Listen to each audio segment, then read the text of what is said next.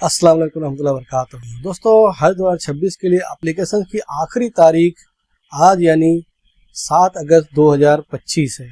तो अगर आपने अभी तक एप्लीकेशन नहीं किया हुआ है तो जल्द से जल्द आज की रात यानी 7 अगस्त 2025 की रात 11:59 से पहले अपना एप्लीकेशन जरूर से जरूर कर लें, वरना इस साल आप हज पे नहीं जा पाएंगे हज कमेटी ऑफ इंडिया की तरफ से।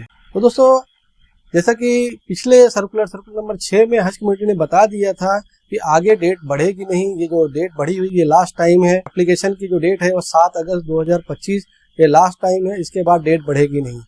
लेकिन अगर हम लोग देखते हैं हाजियों के अंदर बहुत सारे लोग ऐसे परेशान हैं, ग्रुप्स में जो बताते हैं, फ़ोन करके बताते हैं, व्हाट्सएप ग्रुप्स में बताते हैं, इस वीडियो के कमेंट्स के जरिए भी बताते हैं कि बहुत सारे ऐसे हाजी हैं जिन पासपोर्ट का मसला है वो अभी बाकी है। बहुत सारे हाजियों का पासपोर्ट अभी तक इशू नहीं हो पाया है या रिन्यू नहीं हो पाया है। इसलिए बहुत सारे ऐसे हाजी जो हज 2026 के लिए एप्लीकेशन तो करना चाहते हैं, लेकिन इस पासपोर्ट की परेशानी की वजह से, टाइम पे नहीं मिल पाने की वजह से एप्लीकेशन नहीं कर पा रहे हैं। और आपको बताते चले कि जो लोग पोस्ट ऑफिस के जरिए, जो पोस्ट ऑफिस जिसे POPSK बोला जाता है, पोस्ट ऑफिस पासपोर्ट सेवा केंद्र, वहाँ से पासपोर्ट बनवाना चाहते हैं, उन लोगों को बहुत सारी तकलीफें हैं। बीच में जो है कि पोस्ट ऑफिस वाले पासपोर्ट केंद्र का जो है कि सर्वर कई दिनों से डाउन था, काम काज ठप था, नहीं हो पा रहा था।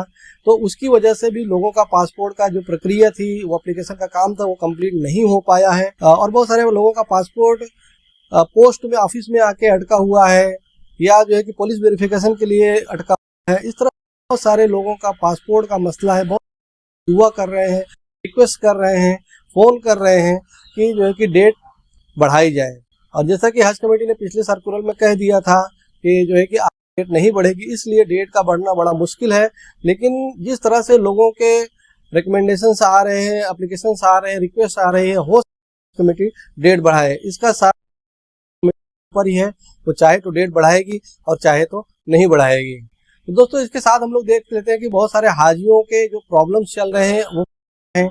एक तो मैंने आपको बता दिया कि पासपोर्ट वाला जो मसला है वो तो सबसे बड़ा मसला है हाजियों के लिए। अलावा कुछ हाजियों के जो है उन्होंने किया हो उसमें क्वेरी है, वो जो है कि टाइम पे सॉल्व नहीं हो पा रही। हाजी नई चीज़ है इस बार, और क्वेरी को बहुत सारे जो है कि ऑप्शंस में ये क्वेरी आई हुई कि मेहरम का जो उन्होंने डिटेल दिया मान एक्सेप्टेबल नहीं। और जैसे वाइफ और हस्बैंड का अगर पासपोर्ट में उनके की इंडोर्समेंट नहीं है, वाइफ का हस्बैंड के पासपोर्ट में, या पासपोर्ट या वाइफ का इंडोर्समेंट नहीं है, उनका नाम नहीं है और उनके फादर नाम है, तो भी जो है कि हज कमेटी उनसे प्रूफ मांगती है वाइफ होने का। मतलब उन शादी का जो रजिस्ट्रेशन सर्टिफिकेट वगैरह होता है वो सब मांगती है।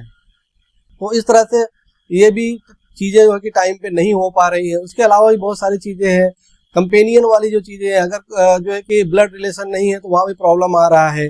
उसके अलावा जो है कि पासपोर्ट का जो कॉपी वगैरह अपलोड किया है लोगों ने, वो प्रॉपर साइज में नहीं है, सही स्कैन नहीं किया हुआ है। इसके बारे में भी जो है कि हज कमेटी लोगों से क्वेरी कर रही है, उससे कंफर्मेशन ले रही है।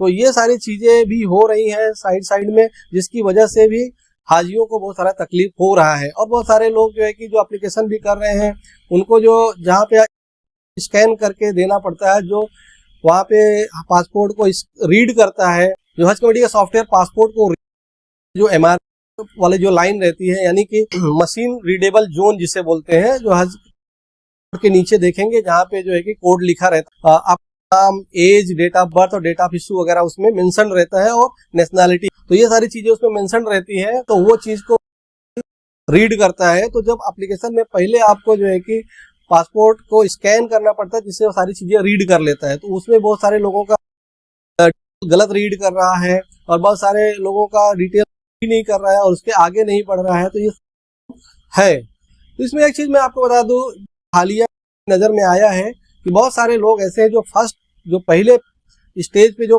पासपोर्ट स्कैन करके अपलोड करना होता है, पासपोर्ट लेते हैं, फर्स्ट एंड लास्ट पेज दोनों सामने सामने। तो वहां पे ज्यादा प्रॉब्लम आ रहा है। आपको अपलोड 3 तो ये है कि मशीन टेबल होना चाहिए, यानी जो है पासपोर्ट का नीचे का पार्ट क्लियर होना चाहिए।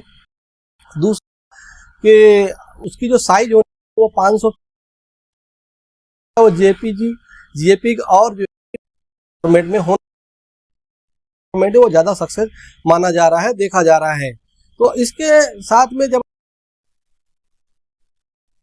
जो है आप लगा देते हैं तो वो मशीन प्रॉपर नहीं कर पाती है और वो प्रॉब्लम आता है कि आपका जो पासपोर्ट की वैलिडिटी है वो गलत है और जैसे नाम वगैरह गलत है, वो इस तरह से, क्योंकि उसको जो रीड करना है उससे ज़्यादा डेटा वहाँ पे दिया जा रहा है। तो इसलिए आप लोग ध्यान रखें कि पासपोर्ट का लास्ट पेज दोनों का अलग अलग फाइल आप बनाएं और दोनों को अलग अलग अपलोड करना है। उसमें भी खास करके जो सबसे पहले जहाँ पे मांगा जाता है एप्लीकेशन में पासपोर्ट को, पहले पेज पे जहाँ पे अपलोड करना रहता है स्कैन, और सिर्फ पहला पेज ही प्रॉपर स्कैन करके आप दें और नीचे वाली जो लाइन्स है वो कटने, वो नीचे का जो डेटा है वही रीड करता है। उसी को एमआरजेड यानी मशीन रीडेबल जोन कहा जाता है।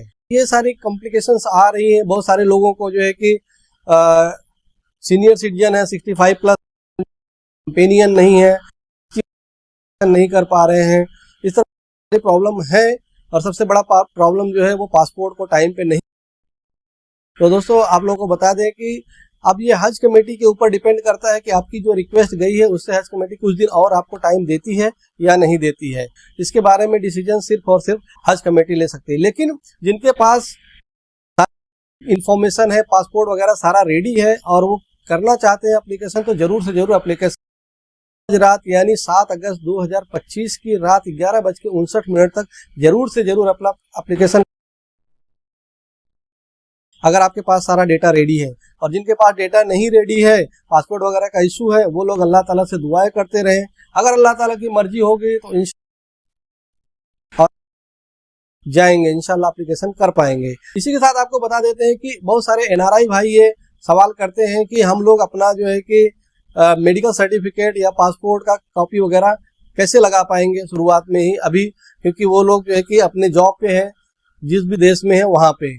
तो आपको बता दें कि जो एनआरआईज हैं उनके लिए ओरिजिनल पासपोर्ट जमा करने का और जो मेडिकल जमा करने के लिए अलग से उनको एक्स्ट्रा टाइम दिया जाता है। पिछले सालों में जो देखा गया उसके हिसाब से एनआरआईज को जो अपना पासपोर्ट जमा करने और मेडिकल सर्टिफिकेट जमा करने के लिए 10 सवाल तक टाइम दिया जाता है, मतलब इसके 10 दिन बाद दिया जाता है।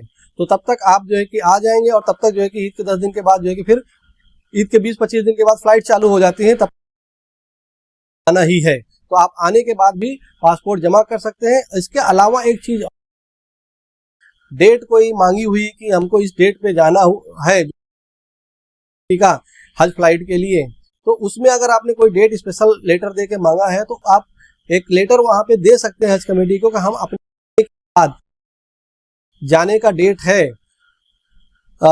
हज के लिए, उस डेट के कुछ दिन पहले 10-5 दिन पहले हम अपना जो है कि पासपोर्ट और मेडिकल सर्टिफिकेट जमा कराएंगे। तो हज कमेटी ये एप्लीकेशन भी रिक्वेस्ट भी,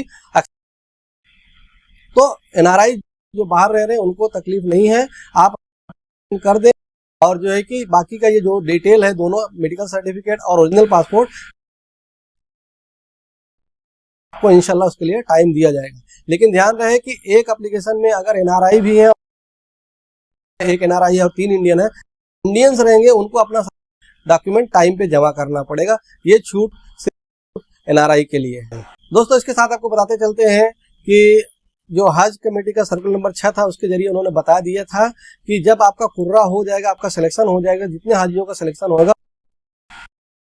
1,52,300 रुपया 20 अगस्त 2025 तक जमा करना पड़ेगा हज कमेटी के। और जो है कि कुछ डॉक्यूमेंट्स भी उनको देने पड़ेंगे, के बारे में आगे हज कमेटी सर्कुलर के जरिए बताएगी। कुर्रा होने के बाद कुर्रा क्या होता है और कैसे होता है, इसके लिए मैंने वीडियो बनाई हुई है जो है, और हज एप्लीकेशन के बाद क्या क्या प्रोसेस होता है तुरंत, उसके बारे में मैंने वीडियो बनाई है, वो भी आप। तो दोस्तों आप लोग जो एप्लीकेशन कर चुके हैं वो दुआएं करते रहें।